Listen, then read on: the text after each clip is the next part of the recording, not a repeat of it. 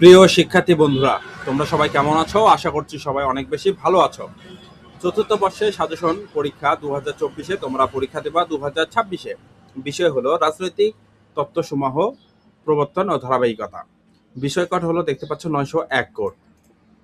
চূড়ান্ত সাজেশন রাষ্ট্রবিজ্ঞান 100% common suggestion. এই প্রশ্নগুলো সাধারণত আমাদের এসে থাকে। আমরা সাজেশন দেই, প্রশ্ন দেই না। একটা কথা মাথায় রাখবা, আমাদের সাজেশন ভালো পরিমাণ কমন পড়ে এবং সবাই ভালো পরিমাণ লিখে আসতে পারে পরীক্ষায় হলে। এখন একটা কথা আমি তোমাদেরকে বলি, অনার্স চতুর্থ বর্ষের রাষ্ট্রবিজ্ঞান বিভাগের শিক্ষার্থীরা পরীক্ষার প্রস্তুতি নিয়ে তোমরা যদি দ্বিধায় থাকো বা দ্বিধায় আছেন, কি থাকতেই পারেন, স্বাভাবিক ব্যাপার, বিশাল সিলেবাস। আর চতুর্থ বর্ষের একটু পর পড়তে হয় বেশি, কেননা একটু কঠিন সাবজেক্টগুলো রয়েছে, চ্যাপ্টারগুলো রয়েছে। কিন্তু হাতে যদি আপনাদের একদমই কম সময় থাকে, তাহলে আপনাদের জন্য আমরা সব প্রতিবারের ন্যায় এবারও তৈরি করে দিয়েছি শর্ট সাজেশন, যা পড়লে পরীক্ষার হলে কনফিডেন্সের সাথে উত্তর লিখতে পারবেন। ক বিভাগ, খ বিভাগ এবং গ বিভাগের জন্য পাচ্ছেন একদম বাছাইকৃত করা প্রশ্ন, সাজেশন এবং সাজেশনের সাথে উত্তর।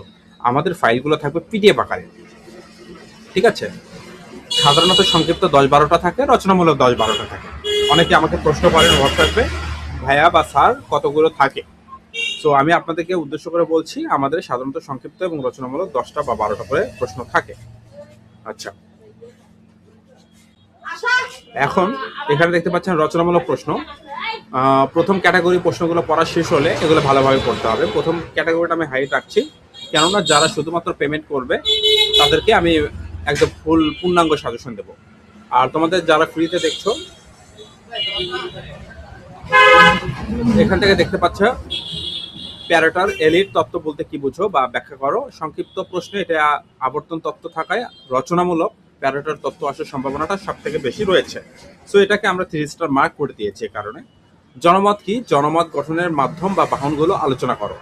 খুবই সুন্দর এবং এই প্রশ্নটা আসার মতো। এবারে রাজনৈতিক দল ও চাপ সৃষ্টিকারী গোষ্ঠীর মধ্যে পার্থক্য আলোচনা করো। তোমরা এগুলো কি করবা? তোমরা ভিডিওতে অবশ্যই লাইক করবা, কমেন্ট করবা এবং তোমরা খাতায় নোট করে নিতে পারো।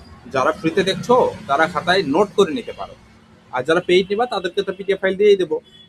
এই প্রশ্নগুলো অন্তত দিন 2-3 বার রিডিং করে মূল থিমের ধারণাটি মাথায় রাখবেন, যাতে পরীক্ষা আসলে নিজের মতো করে গুছিয়ে লিখতে পারেন। আমরা অনেকে আছে কি জাস্ট হুবাহু মুখস্থ করে একটা বিষয় নিয়ে ভাববেন, চিন্তা করবেন। একটা টপিক নিয়ে যখন ভাববেন বা চিন্তা করবেন, প্রশ্নের ক্যাটাগরিটা কিছুটা চেঞ্জ হইলেও আপনি মাথা খাটিয়ে, বুদ্ধি খাটিয়ে আপনি লিখতে পারবেন। রাজনৈতিক ক্ষমতা ও রাজনৈতিক কর্তৃত্বের মধ্যে সম্পর্ক ব্যাখ্যা করো। গণতন্ত্র সর্বোত্তম, সরকার ব্যবস্থা কিন্তু পূর্বশত অনেক ব্যাখ্যা করো। আবারও বলছি, প্রিয় শিক্ষার্থী বন্ধুরা, তোমাদের যদি সকল বিষয়ের পিডিএফ ফাইল নেয়ার প্রয়োজন হয়, তাহলে অবশ্যই আমার এই হোয়াটসঅ্যাপ নাম্বারে যোগাযোগ করতে হবে। এবং হোয়াটসঅ্যাপ নাম্বারটি হলো 01740157705। এই নাম্বারে যোগাযোগ করবো, আমি তোমাদেরকে সম্পূর্ণ অল সাবজেক্টের পিডিএফ দিয়ে দেবো। তবে এটা একটা তোমার পেইড করতে হবে, একটা সামান্য একটা মূল্য দিতে হবে, ঠিক আছে?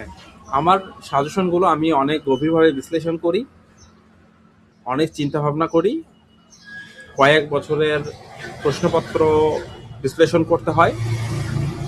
সো এটার একটা পারিশ্রমিক বা একটা তোমার সাধারণ একটা মূল্য দিতে হবে। ভালো থাকবা, সুস্থ থাকবা। ধন্যবাদ সবাইকে।